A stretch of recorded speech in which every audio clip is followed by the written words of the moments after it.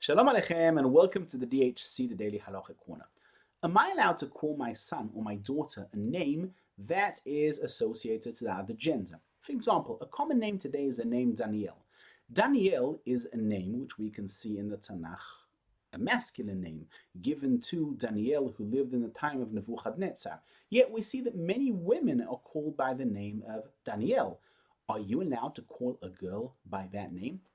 In response, Divrei Malkiel, part 3, chapter 75, he says, no, you're not allowed to call a boy a name that is associated to a girl or vice versa, because this is part of the prohibition of lo yilbash, of not wearing clothes or accessories that are associated to the other gender.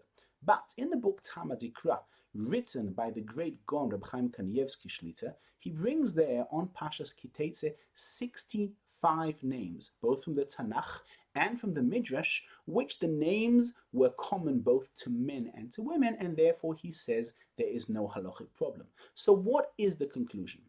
In the book V'yikorish Mo B'Yisrael, in chapter 4, section 5, he says, halachically, you are allowed to call a boy or a girl with a name that's associated to the other gender. But the best thing to do to avoid all problems, because as we said, there are those who say that it is forbidden, is to give the boy or the girl another name which is uniquely associated to him or to her. For example, if I decide to call a daughter by the name of Daniel, even though one should try and refrain from doing that, but it is not a halachic problem because Reb Chaim Kanievsky says you're allowed to do that, add on another name. For example, call her Daniel Rochel, Daniel Rivka, so everyone knows that this name is a girl's name, and that solves all the halachic problems. Until our next corner, may the blessing of the Torah be upon you and be in good health.